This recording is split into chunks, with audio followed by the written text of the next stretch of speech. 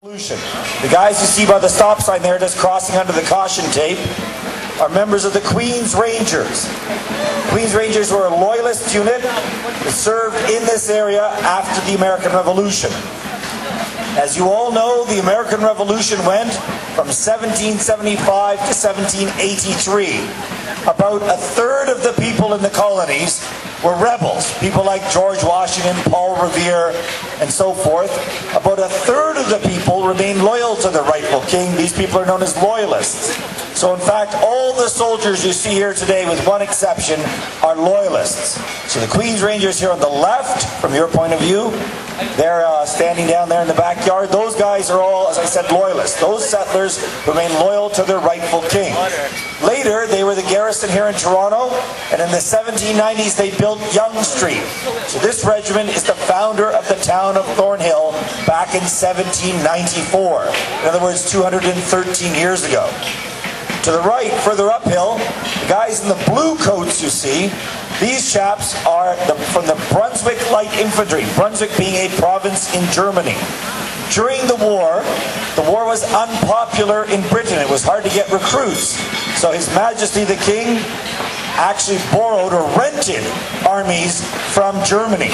In those days, what we know is Germany had 300 separate countries in it. So these guys are from the independent country of Brunswick, that the province of New Brunswick is named after. So these are German soldiers who've come over with their army, and at the end of the war, some stayed here in Canada. The others went back. For the loyalist troops you see there, those guys, having lost their lands in the south, in the province of New Jersey, in the province of New York, and so on, they came up and settled where you are standing now. Where you are now standing used to be the province of Quebec. But thanks to the immigration of these English-speaking people who came in the 1780s, the province was divided in half. The English speakers didn't want to learn French. They didn't want a French system of government and landholding. So they asked the king if they could separate. So in fact, there was separatism even back in the 1790s, and the province was divided in two. Where you were standing, of course, became Upper Canada, and what we know today as Quebec was Lower Canada. Hence, in Toronto, you'll find Upper Canada College, and in Montreal, you'll find Lower Canada College. The lawyers in the crowd all belong to the Law Society of Upper Canada. But of course, if you look on a map, Quebec is further north than Ontario, so why is it lower and we're upper? Well, the reason is, of course, we're upstream. You come up the St. Lawrence, up the rapids to Upper Canada. And if you want to go to Quebec, you go downstream, down through the St. Lawrence to Lower Canada. Now, each man you see here today is armed with a flintlock musket. So, Mr. Clare, can I ask you to come forward towards the bridge a bit?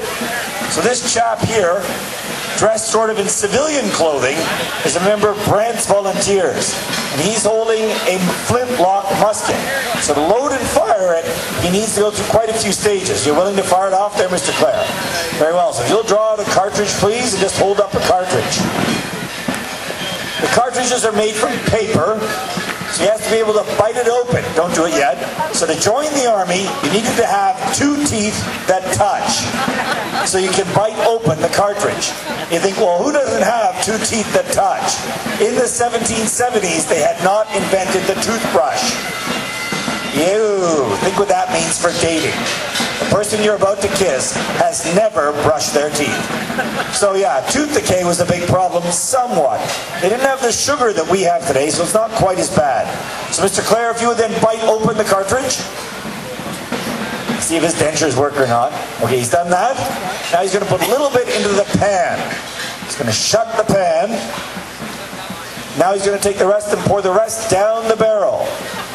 He's going to draw out the ramrod. So this is to fire a single shot, right? He then draws out the ramrod. Now if it was a live round, he'd have dropped a ball down there. Rams the shot home. Draws the ramrod, puts the ramrod away, and he's ready to fire a single shot.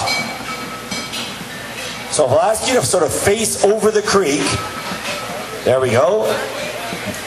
And now, don't fire till I tell you. So you watch carefully when he fires. There'll be two explosions near his face. The flint will hit the steel, causing a spark in the initial explosion. and some of that will then go into the barrel, causing the main round to explode, and out will come the bullet if it was a live round. So on a windy day, the spark might get blown away and it won't work.